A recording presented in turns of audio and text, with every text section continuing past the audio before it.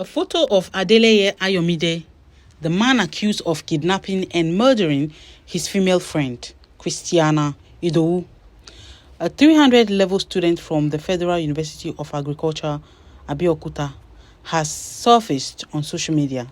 Reports indicate that Christiana was abducted by Ayomide, who was her boyfriend, while she was completing her industrial training at the University of Lagos in Yaba. The kidnappers initially demanded a ransom of 3 million naira from her family. A family member revealed that after Christiana became unreachable, the abductors contacted her family, requesting the ransom. Despite several pleas from the family, the kidnappers eventually agreed to lower the amount to 350,000 naira, which the family paid. However, Christiana was still not released.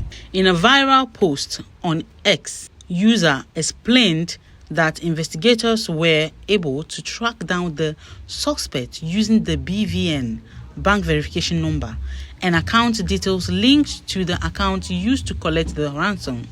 It was revealed that Christiana and the suspect had a prior relationship and Ayomide lived in Ikorodu, Lagos.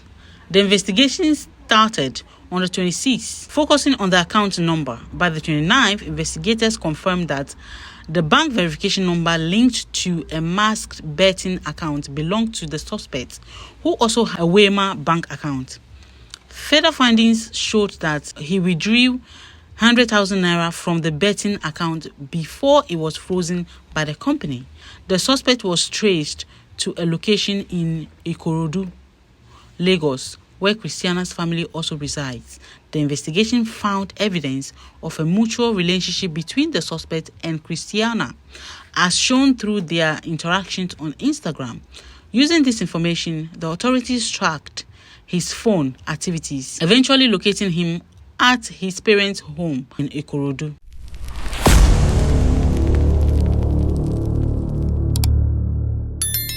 The Lagos State Police Command has confirmed that the Nigerian army has handed over 23-year-old Adeleye Ayomide, who is accused of killing a 300-level student of the Federal University of Agriculture, Abeokuta in Ogun State, Idowu Christiana.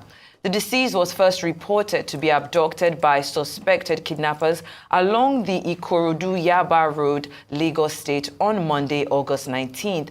A family source disclosed that the abductors initially demanded a ransom of 3 million naira before they could release the student. However, after several pleas, the abductors accepted 350,000, which was sent to their account, but still they refused to free the kidnapped student.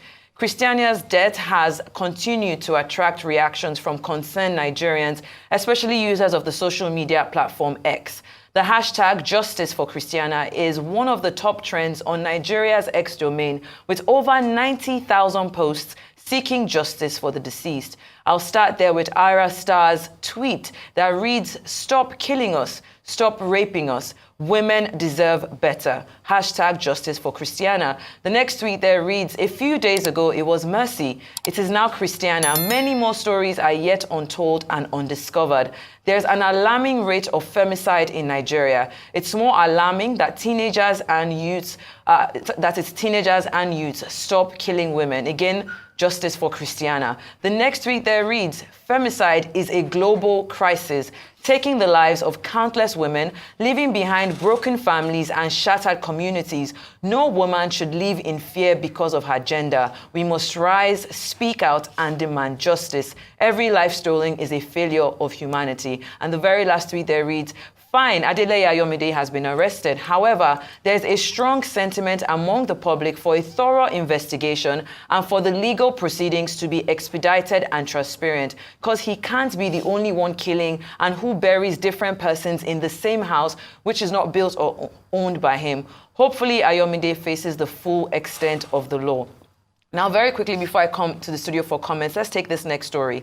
A man is on trial accused of repeatedly drugging and raping his wife, as well as encouraging dozens of other men to rape her in their home while she was unconscious.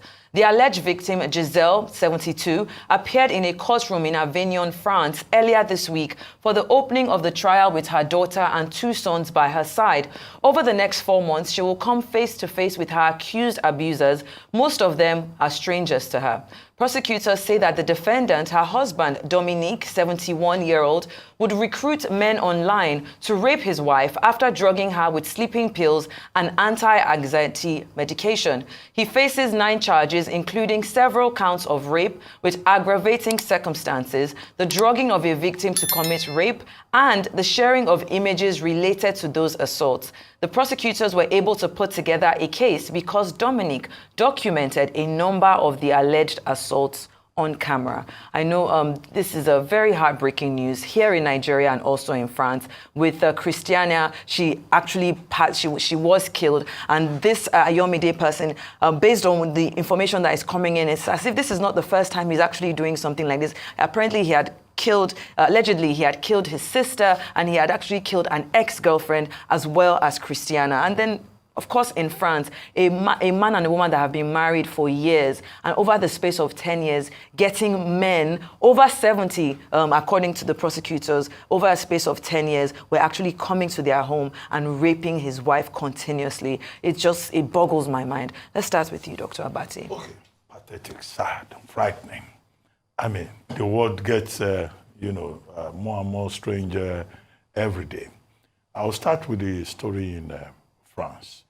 You know, the crime was discovered when the police within the community to which this couple had moved discovered that her husband, the Dominique Pellicot, that's his name, was taking pictures of women's crotches, and they decided to investigate him.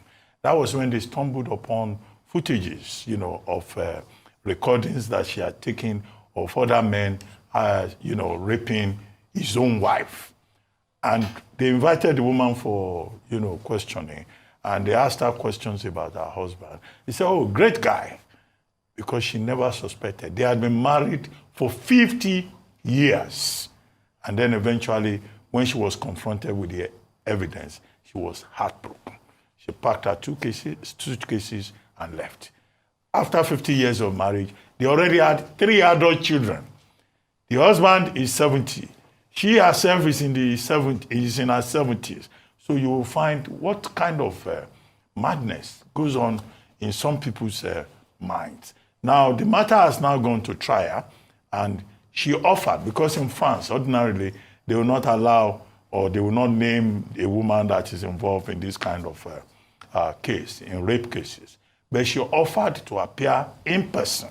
Her lawyer said she wanted to be in court in person, and she wanted the trial to be public, so as to show, the kind of danger that women could face. How could you be married to a man for 50 years, and the man would drug you, and then go and invite other men, their ages ranging from 22 to 70s, to rape his own wife, and then he will record it and keep the recording? I mean, it's the ultimate form of betrayal, is the ultimate form of abuse. Unfortunately, the penalty for this offense in France is 20 years imprisonment. I wish it could be life imprisonment, so that all the persons involved in this abuse, this act of betrayal, would, remain in prison for the remainder of their lives. And we hope that, Madame Giselle Pellicot will get justice. Now, the next story in Nigeria. Students are sent to the universities, to places of education, so that they can learn character and also acquire basic skills for the future. It is shocking to find out that a 300-level student, in a university, they say he's a 300-level student of philosophy, will be a serial killer. I agree with the last commentator, that his name is Jeff, the tweet that you read, that this case should be tried expeditiously, that investigations should be carried out in case, the Ayomide fellow is working, Ayomide? No, it has nothing to do. Oh, okay. I was just going to point nothing. out. We reject it with all the ions. We don't. He's not one of us. Anyway, so that the case is investigated in case it's part of a network that is not working alone, and those other persons that have been working in concert with him, also face the music. And look at it. I mean, they asked for a ransom of 1.5 million. The family managed to couple together 350. This same boy, they said, went and withdrew 100,000 from the 350,000. Eventually, police caught up with him. Now, what kind of home is he from? But kidnapping is a major crime in this country. Killing is also a major crime. So I join others in saying that we want justice for Christiana, just as we want justice for Giselle Pellico in the city of Saxony in France. Yeah. Ayo. Okay, so this is such a sad story, and the more you find out about it, the worse it gets. And I'm talking about Christiana Idowu. First of all, I want to offer condolences to her family members. I cannot imagine what they are going through at the moment, especially since when you hear the details of the story and the fact that the criminal sent her picture to her mom, saying that she was asleep when at that time he had actually done away with her. Very sad, and just our condolences. Now to the young man. When you read the account, it takes a deranged fellow to do what he did. So they knew each other. She sought refuge in his shop, which was in front of his house. And on doing so, he took her in, tried to have his way with her, that's rape her. When she didn't agree, he killed her. After doing that, according to reporters, when he sent pictures and demanded for ransom. At the same time, still chatting with friends from her school, asking about her whereabouts, and even taunted the mom to say that, okay, if you don't have the money, ask her friends in school, because he had the information that her friends were. It takes a deranged mind. But, this sometimes solution for madness is serious consequence. Yeah. And they should evaluate his mental state of health. But very importantly, like Dr. Bati mentioned, let us find out who colluded with him. I mean, for this kind of work, he was able to dig a shallow grave. It happened who were there neighbors? Does he live with people? Does he live alone? So many questions to be asked. Commendations to the army who were able to trace her phone, and that's how they were able to find her location. But also importantly, now handing over to the police.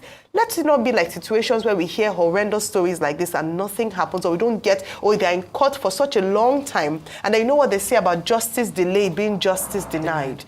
Then beyond that, is that this happened in September, a month that Lagos State has declared the Domestic and Sexual Violence Awareness Month. So the DSVA, the agency, has been doing a lot this month to raise awareness around domestic and sexual violence. And look at what we have. It just goes to show how deep the problem is, not just in Lagos State, across the states in Nigeria, like Dr. Bati evaluated, even across the world. Yes. Women have become victims, whether it's a passionate crime. We looked at the Ugandan athlete who was also killed by her partner, whether it's a crime committed by a friend, as in the case of Christiana Idowu, or whether it's a crime perpetuated in the office or in different places.